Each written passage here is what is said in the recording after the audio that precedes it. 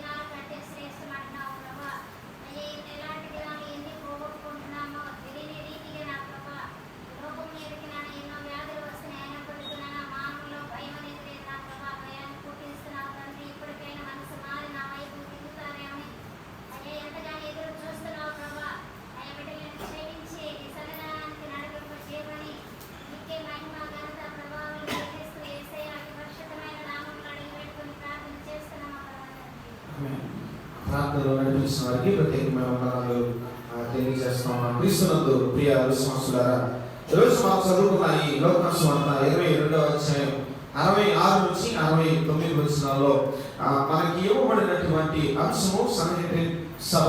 ఈ సభ అంటే ఏంటి, ఇందులో ఎవరెవరు సభ్యులుగా ఉంటారు, ఎలాంటి అధికారాలు ఈ సభకు ఉంటాయి, ఎందుకని ఈరోజు ఈ సభ గురించి మనం తెలుసుకోవాలి ఆ విషయాలు నేను చాలా క్లుప్తంగా జ్ఞాపకం చేస్తాను, వినండి. ఈ సన్హెడ్రిన్ అనే సభ, ఈ మాట గ్రీకు పదం నుంచి వచ్చింది. సునెడ్రియోన్ అని అంటారు. అంటే ఏంటయ్యా అంటే అసెంబ్లీ లేదా కౌన్సిల్ అని అర్థం. జాగ్రత్తగా వినండి, అసెంబ్లీ లేదా కౌన్సిల్ అని అర్థం. తెలుగులో దీన్ని మహాసభ అని అంటారు. తెలుగులో మహాసభ అని అంటారు. ఏంటి మహాసభ, ఏంటి సన్హెడ్రిన్ సభ అంటే, ఒక ఊరిలో కొంతమంది వ్యక్తులు ఒక గ్రూపుగా ఏర్పడి గొడవైనా, తగాదా అయినా, సంఘ సమస్య అయినా, కుటుంబ సమస్య అయినా, హత్య అయినా, మోసమైనా, భార్యాభర్తల మధ్య గొడవయ్యి విడిపోయినా, ఇలా ఎన్నో రకాలైన సమస్యలను, తగాదాలను పరిష్కరించడానికి, వారిద్దరి మధ్య తెగిపోయిన బంధాలను తిరిగి కలపడానికి, గొడవలు పెట్టడానికి, ఆ తరువాత తీర్పు తీర్చడానికి కొంతమంది ఒక చోట కూర్చొని మాట్లాడుకునేదే మహాసభ, అదే సన్హెడ్రిన్ సభ. అర్థమైనా? సన్హెడ్రిన్ సభ అంటే మీ మనూరు బాగా తెలుసు. ఏమన్నా కానీ మీ పేరు మార్చుకున్న అవసరం అయితే బజార్కి పిల్లలు తీసేసి మహాసభ లేదా సన్హెడ్రిన్ సభ అని చరిత్ర. ఇది నువ్వు నేను చేసినే కాదుగా, దీని పుట్టుపూర్వోత్తరాలు తెలియాలి మనకి. ఎవరు స్థాపించారు అసలు, దీని యొక్క ఉద్దేశం ఏంటి, ఎందు నిమిత్తమై సభ ఏర్పాటు చేయబడింది, ఎందు నిమిత్తమై మనం అందరం కూర్చొని మాట్లాడుకుంటున్నాం అన్న విషయాలు తెలియకపోతే, సభ యొక్క ఉద్దేశం తెలియకపోతే పక్కన పెట్టిపోతూ ఉంటుంది. అంటే వచ్చిన ఉద్దేశం అయితే అది అయిపోయి వెళ్ళేసరికి ఇంకో ఉద్దేశంతో బయటికి సభ ఎప్పుడు, ఈ సన్హెడ్రిన్ సభ ఎప్పుడు ఏర్పాటు జరిగినా తీర్పు లేకుండా వెళ్ళటానికి లేదు, ఆ తీర్పుతోనే బయటికి వెళ్ళాలి. పరిశుద్ధ గ్రంథంలో చాలా గొప్ప ఆధారాలు ఈ సన్హెడ్రిన్ సభ గురించి ఉన్నాయి. పాత నిబంధనలో దేవుడు మోసే చేత ఈ సన్హెడ్రిన్ సభను ఏర్పరిచాడు. ఇది యూదులకు అత్యంత ప్రాముఖ్యమైన, అత్యంత సన్నిహితమైన, అత్యంత ప్రాముఖ్యత కలిగిన సభ ఇది. ఒక మాటలో చెప్పాలంటే, ఈ సభలో తీసుకున్న నిర్ణయం ఏదైతే ఉందో ఆ నిర్ణయమే ఫైనల్. ఇక ఎవడు బయటకు వచ్చి మాట్లాడటానికి కూడా లేదు. సంఖ్యాకాండ గ్రంథము 11వ అధ్యాయం 16వ వచనం వచనం. దేవుడు మోషేతో సెలవిచ్చిన మాట. ఆ ఆ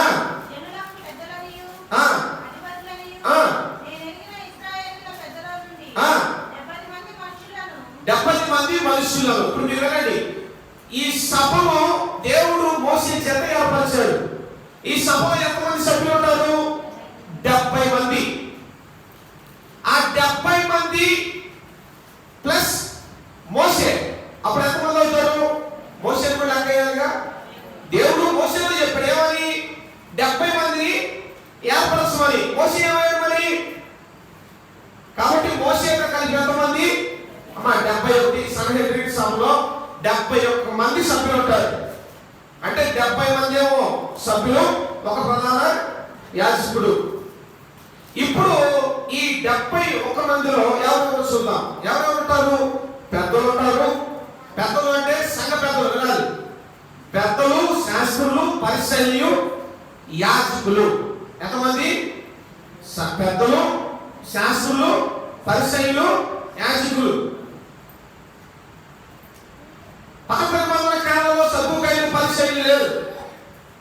కొత్త నిబంధనకు వచ్చేసరికి వాళ్ళు ఈ సంఘటన సభలో చేర్చబడ్డారు. ఈ 71 మందిలో పరిసయ్యులు 23 మంది ఉంటారు. ఎంతమంది? వాళ్ళ వర్గంగా ఆ వర్గం నుంచి 23 మంది. మనకు కూడా సంఘ పెద్దలు ఎన్నుకునేటప్పుడు మా ఇంటి పేరు మమ్మల్ని నేను ఖచ్చితంగా అది. అట్లాగే పరిసయ్యుల్లో నుంచి ఎంతమంది? 23 మంది. సద్దుకయ్యుల్లో నుంచి 23 మంది. పెద్దలు అంటే ఇక సద్దుకయ్యులు అయిపోయారు, పరిసయ్యులు అయిపోయారు. ఆ ఊళ్ళో ఉన్న వాళ్ళు పెద్దలు ఎంతమంది? 23 మంది. ఎంతమంది అయ్యారు ఇప్పటికి? ఎంత? 3 ఎంత? అది 69 మంది. ఇప్పుడు ఒక ప్రధాన యాజకుడు, ఆయన కింద ఉండే యాజకుడు ఇద్దరు ఉంటారు కొత్త నిబంధన కాలంలో. అప్పుడు ఎంతమంది? 71 మంది. 71 మంది సభ్యులు కలిగినదే ఈ సంఘటన సభ. వినాలి జాగ్రత్తగా. ఇప్పుడు ఈ సభ అంటే ఏంటో తెలుసుకున్నాం, ఎవరు స్థాపించారో తెలుసుకున్నాం, ఎంతమంది సభ్యులు ఉంటారో మనం తెలుసుకున్నాం. ఇప్పుడు ఈ సభ ఉండే అధికారాలు మనం తెలుసుకుందాం ఈరోజు. ఈ సభ ఉండే అధికారం ఏంటి?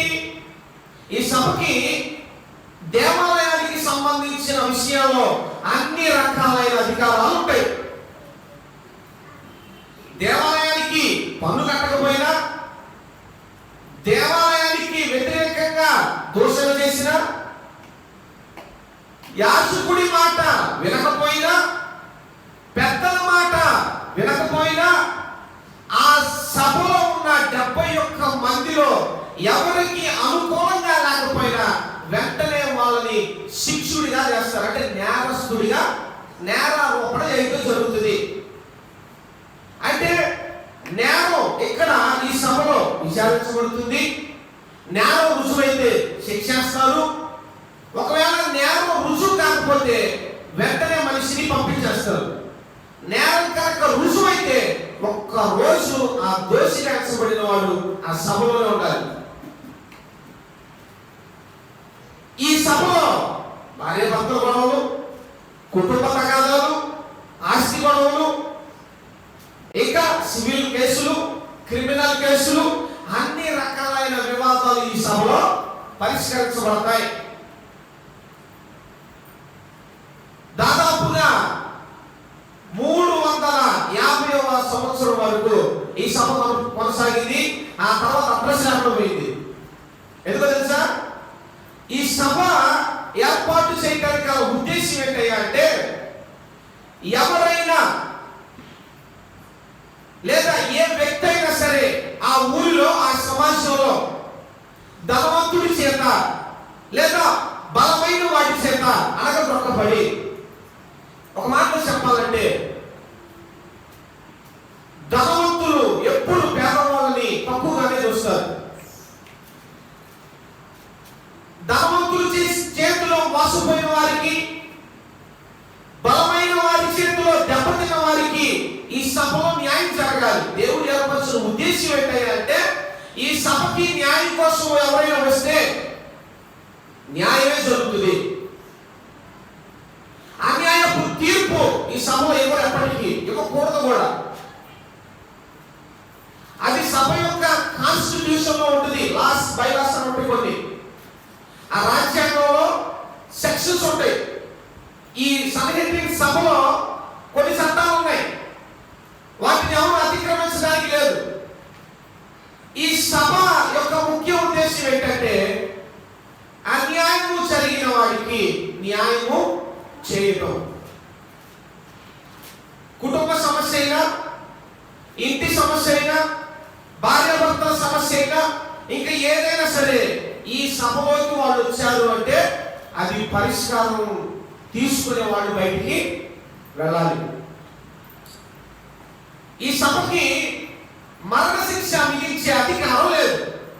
మరణశిక్ష ఎవరు విధించాలి? ఇప్పుడు మన ఊరుంది, మనకి సభ ఉంటుంది. మన ఊరికి కొంతమంది పెద్దలు ఉంటారు. పంచాయతీలు జరుగుతూ ఉంటాయి. పంచాయతీలు ఏంటి? ఇద్దరు వ్యక్తులు గొడవ పడినప్పుడు లేదా ఇద్దరు వ్యక్తుల మధ్య ఏదైనా తగాదా వచ్చినప్పుడు పెద్దల దగ్గరికి వచ్చినప్పుడు వాళ్ళు పరిష్కరిస్తారు. పరిష్కారం కుదరకపోతే ఏం చేస్తారు? ఒకప్పుడు వీళ్ళు చేసేవాళ్ళుగా ఏమి మా తప్పు చేసిన వాళ్ళకి ఏం వేస్తారు? రెండు విషయాలు జరుగుతాయి. ఒకటి, డబ్బులైనా కట్టించుకుంటారు, లేదా ఊరు నుంచి వాళ్ళని బయటకైనా. అది ఎవరిచ్చారు ఈ అధికారం మీకు?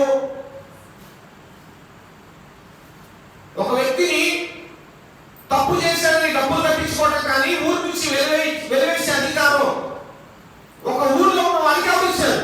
ఈ సభకు అధికారం లేవు. వినండి జాగ్రత్తగా. శిక్షేసే అధికారం ఎవరిది?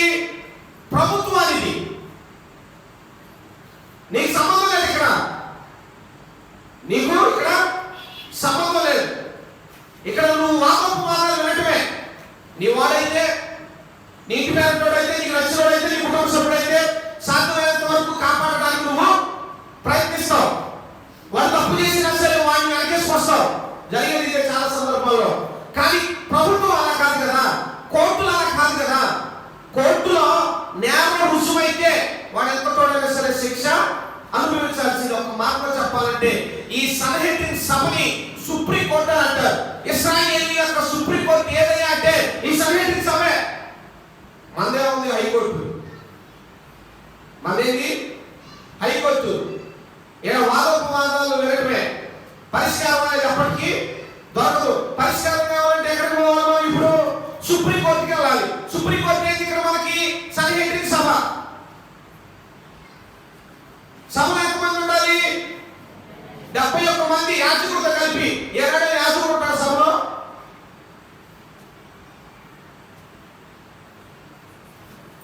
అసలు ఏం చెప్తుంది బైబిల్? సభ అంటే ఖచ్చితంగా ఎవరు ఉండాలి? యాజకుడితో పాటు పెద్దలు ఉండాల్సిందే. పెద్దలు చెప్పిందే చివరి. ముఖ్య ఉద్దేశం మీరు అర్థం చేసుకోండి విశ్వాసారా. సభలో న్యాయం మాత్రమే జరగాలి, కానీ అన్యాయమే ఎక్కువ జరుగుతుంది. యేసుక్రీస్తు వారి ముందు వారికి ఈ సభలో న్యాయమే జరిగింది. యేసుక్రీస్తు వారి దగ్గరే ఈ సభలో అన్యాయం జరిగింది. అంటే స్వయంగా వీళ్ళు ఎవరి విషయంలో తప్పు చేశారు? దేవుని విషయంలో చేశారు. దేవుని విషయంలో తప్పు చేశారు కాబట్టి రాను రాను ఈ సభ అడ్డసరైపోయింది. చరిత్ర చదువుకున్న పిల్లలు ఎవరంటే మీరు అడగండి.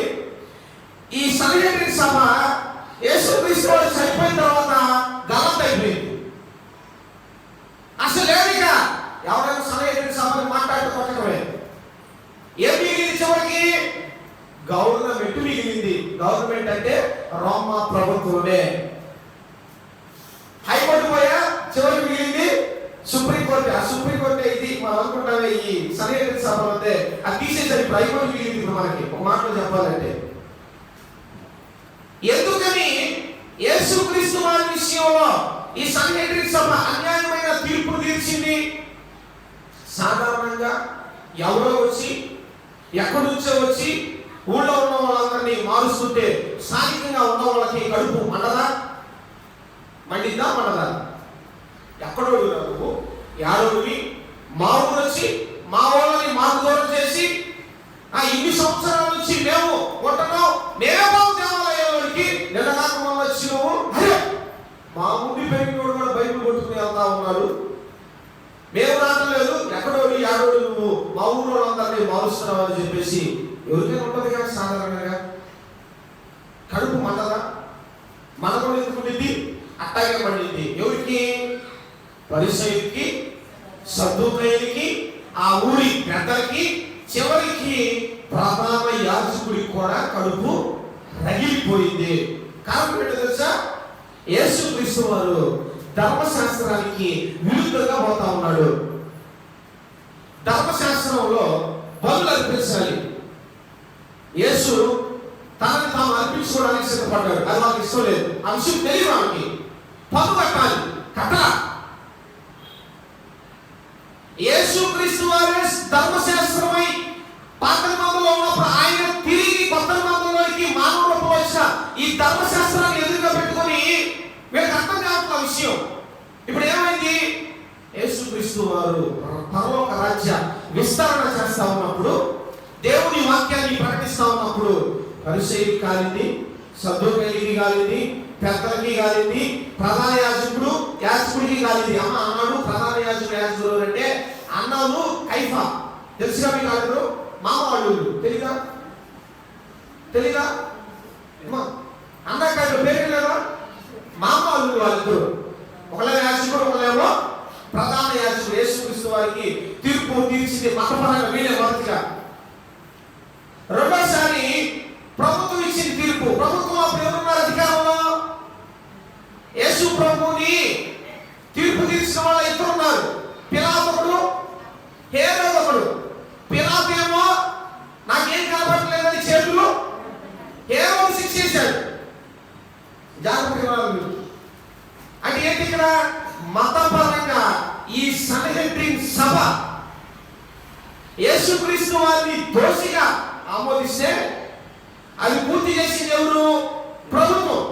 ఆధారాలతో సమయం గుర్తుపెట్టుకోండి. ఈ సభలో నువ్వు తప్పు చేసావు అంటే ఇద్దరు సాక్షులు కావాలి. ఎంతమంది? ఇద్దరు సాక్షులు. ఇద్దరు నువ్వు తప్పు చేసావు అని చెబితేనే నీకు శిక్ష, లేదంటే తప్పు కొట్టివేయబడుతుంది. నువ్వు శిక్ష, నువ్వు తప్పు చేయని వాడివే. ఇక్కడ పరిశుద్ధ గ్రంథం చాలా స్పష్టంగా చెప్తా ఉంది.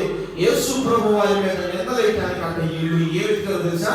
చూడండి, మాట చదువుదాం. యేసుక్రీస్తు వారి మీద నిందలు వేయటానికి సాక్ష్యాలు వెతికారు వీళ్ళు. మత్తయి సువార్త చూడండి, 27వ అధ్యాయము 15వ వచనంలో అక్కడ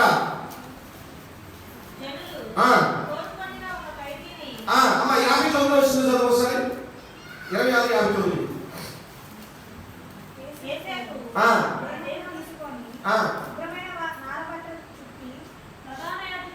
ప్రధాన యాజకులను మహాసభ వారందరూ యేసును చంపవాలని ఏం వెతుకుతున్నారంట? అబద్ధ సాక్ష్యాలు. వీళ్ళకేంటి? ఎట్టయినా సరే యేసుని అంటే కొంతమంది మనస్సు ఎలా ఉంది అంటే వారికి ఇష్టమైతే ఓకే, ఇష్టం లేకపోతే మాత్రం ఖచ్చితంగా వాడు కాలికేస్తే ఏరికేస్తాడు, ఏరికేస్తే కాలికి. అసలు యేసుక్రీస్తు ఏమైనా తప్పు చేశాడా? తప్పు చేసినట్టు రుజువైందా? సాక్ష్యాలు ఏమైనా ఉన్నాయా? ఏమీ లేవు. కానీ వీళ్ళు ఏం వెతుకుతున్నారట? నిజంగా చూడండి మీరు, ఆయన మీద నేరం మోపడానికి వీళ్ళు సాక్ష్యాలు వెతుకుతున్నారు, అబద్ధ సాక్ష్యాలు వెతుకుతున్నారు. వీళ్ళకి కావాల్సిందేంటి? ఆయనకి శిక్ష పడాల్సిందే. ఎట్లాగైనా సరే ఈ పని అయిపోవాలి. ఎట్లా అయినా సరే యేసుక్రీస్తుకి మరణ శిక్ష పడాల్సిందే. అసలు ఈ సభ వాళ్ళు ఎక్కడ కూర్చుంటారో తెలుసా మీకు? యాజకుడు ఉంటాడు. అర్ధచంద్రాకారం తెలుసుగా మీకు? అర్ధచంద్రాకారంలో కూర్చుంటారు. మీరు ఒకసారి మీరు చూడండి, మా వాళ్ళు ఎట్లా కూర్చుంటారు ఒకసారి. అసలు కూర్చోవాల్సిన పద్ధతి అది. అర్ధచంద్రాకారంలో కూర్చోవాలి. ఎట్లా అర్ధచంద్రాకారంలో కూర్చుంటే ఇక్కడ యాజకుడు, ప్రధాన యాజకుడు అక్కడ ఉంటాడు అనమాట. పెద్దలు ఇవి మాకు ఉంటారు. పరిసయ్యులు, సద్దూకయ్యులు అక్కడ ఉంటారు అనమాట. ఎందుకు? ఇక్కడ ప్రధాన యాజకుడు, అక్కడేమో ఆ యాజకుడు, ఇక్కడేమో పెద్దలు. ఎందుకు తెలుసా? ఈ సభ్యుల దగ్గర నుంచి వచ్చిన ఈ కంప్లైంట్స్ ఏదైతే ఉన్నాయో అది ఇక్కడికి రావాలి, యాజకుడి దగ్గరికి రావాలి. యాజకుడు దగ్గర ఆ పత్రం పట్టుకొని ప్రధాన యాజకుడికి వినిపించాలి. అప్పుడు ప్రధాన యాజకుడు ఏం చేస్తాడు? తీర్పు. ఇప్పుడు మీకు సిచ్యువేషన్ అర్థం కావాలంటే కోర్టులు ఎలా ఉంటాయి? కోర్టులో చేస్తారు చెప్పండి? లాయర్లు వాదించేవాడు. ఎట్టా మీరు చూడండి ఒకసారి యాంస్ వచ్చిందని. ఇదే బైబుల్లో వాదించేవాళ్ళు ఇటు పక్క, కొంతమంది ఇటు పక్క, కొంతమంది ఇటు పక్క. మధ్యలో ఎవరు ఉంటారు? జడ్జి ఉంటాడు. జడ్జి పక్కన ఎవరు ఉంటారు? ఒక మాటలో చెప్పాలంటే ప్రధాన యాజకుడు పక్కన బట్టో దేవుడయ్యా అంటే ఆయన యాజకుడు. ఏమంటాడు? 3 సార్లు ఎత్తి ఆర్డర్ ఆర్డర్ అంటాడు. ఆయన కూడా అదే చేస్తాడమ్మా. ఒక మాట మీకు అర్థమయ్యే భాషలో చెప్తా ఉన్నా. ఇప్పుడు జడ్జి కూర్చున్నాడు, జడ్జి పక్కన యాజకుడు బట్టోతున్నాడు, ఆయన పక్కన లాయర్లు ఉంటారు అన్నమాట. అంటే ఎవరు? ఇప్పుడు పెద్దలు, ఆ తర్వాత సద్దుకైలు, పరిచయులు. ఇప్పుడు వాదోపవాదాలు విన్న తర్వాత ఏం జరిగింది? జడ్జి గారు ఇప్పుడు తీర్పియాలి. తీర్పిచ్చి ఇది నా తీర్పు కాబట్టి అతను తప్పు చేశాడు, శిక్ష చేయండి. తప్పు చేయలేదని రుజువైంది, వెంటనే పంపించేయండి. ఈ 2 జరుగుతాయి. కానీ యేసుక్రీస్తు వారి విషయంలో వీళ్ళు అబద్ధ సాక్ష్యాలు ఎత్తారు. 2 విచారణలు జరిగాయి యేసుక్రీస్తు వారికి. ఎట్లా? మతపరంగా ఈ మహాసభ అనగా సన్హెడ్రిన్ సభలో ఒకసారి విచారణ జరిగింది. రెండోసారి ప్రభుత్వ పరంగా పిలాతు దగ్గర విచారణ జరిగింది, హేరోదు దగ్గర విచారణ జరిగింది. అందుకనే యెషయా ప్రవక్త అన్నాడు 53వ అధ్యాయం, యెషయా గ్రంథం 53వ అధ్యాయం 8వ వచనంలో ముగించేసుకున్న ప్రియ విశ్వాసులారా, 53వ అధ్యాయం 8వ వచనంలో అన్యాయపు తీర్పు నుండి చూసారా? ఆయన అన్యాయపు తీర్పు నుండి ఆయన ఆయన మీద ఏ నేరం మోపాలని వాళ్ళు ఎంత ఎదురు చూశారో చివరికి అన్యాయపు తీర్పుని ఇచ్చి ఆయన్ని మరణ శిక్షకు అప్పగించారు. స్టెఫన్ని రాళ్ళతో కొట్టారే, రాళ్ళతో కొట్టి చంపమని చెప్పింది కూడా ఈ సభే. పౌలు ధర్మశాస్త్రాన్ని మీరేనని నిర్ధారణ చేసింది కూడా ఈ సభే. చూసారా? రాను రాను న్యాయం జరగాల్సిన సభ ఏమైంది? చివరికి అన్యాయం అయిపోయింది. అంతే. యేసుక్రీస్తు వారి మీద అన్యాయం వదిలేసి ఆయన కొట్టి ఉమ్మేసి రక్తం చూసి సిలివేశారు. అంతే. ఆ తర్వాత తరంలో ఆ సభే అక్కడ పోయింది. నిజంగా ఈరోజు నేను జ్ఞాపకం చేస్తాను, దేవుడి విషయమైనా దేవాలయ విషయం ఏదైనా సరే అన్యాయంగా తీర్పు కనుక జరిగితే మాత్రం రాను రాను అది ఏ సభ అయినా సరే గలంతైపోవాల్సిందే. సాక్షాత్తు ఆధారాలతో సహా సన్హెడ్రిన్ సభే లేచిపోయింది. ఎవరితో? పునాదులతో సహా. కాబట్టి ఈ సభ యొక్క ముఖ్య ఉద్దేశం న్యాయం. కానీ యేసుక్రీస్తు వారి విషయంలో అన్యాయం జరిగింది. అందుకనే ప్రవక్త అన్నాడు అన్యాయపు తీర్పు పొందిన వాడే ఆయన కొనిపోబడిన. మనం పంపించాం, అన్యాయంగా మనం తీర్పిచ్చి మనం యేసుక్రీస్తు వారిని దోషిగా నిలబెట్టాం. ఈరోజు నువ్వు నేను చేస్తున్నదే, క్రైస్తవులు మనం చేస్తున్నదే. ఏ పాపము లేని వాడిని పాపాత్ముడుగా మనం చేస్తున్నాం మన క్రియల వల్ల, మన చేష్టల వల్ల. కాబట్టి ప్రియ విశ్వాసులారా, ఈ మహాసభ అనేది చాలా గొప్పది. 71 మంది సభ్యులు ఉంటారు, అనేకమైన అధికారాలు ఉన్నాయి. తీర్పు ఎప్పుడు న్యాయంగానే ఉండాలి, అన్యాయపు తీర్పు అనేది ఇక్కడ ఉండదు. కాబట్టి నేను జ్ఞాపకం చేస్తా ఉన్నా, ఈ సన్హెడ్రిన్ సభ యేసుక్రీస్తు వారి మీద నేరం మోపబడింది, నేరం రుజువు కాబడింది. ఆయన మరణ శిక్షకు అప్పగించాడు, అన్యాయంగా తీర్పు తీర్చి ఆయన అనవసరంగా శిలువకు అప్పగించినట్లుగా మనం చూస్తాం. అటువంటి సభ రాను రాను అర్ధాంతరంగా ముగిసిపోయినట్లు కూడా చరిత్ర చెప్తా ఉంది. కాబట్టి ప్రియ విశ్వాసులారా, నువ్వు నేను మన క్రియల వల్ల ఆయన్ని దోషిగా నిలబెట్టి మనం తీర్పు తీర్చాం. అయినప్పటికీ నీ మీద, నా మీద, మనందరి మీద ఆయన ప్రేమ చూపిస్తా ఉన్నాడు. ఆ ప్రేమను పొందుకున్న మనమందరం ధన్యులు అవడానికి దేవుడు మీకు సహాయం చేసిన గాక.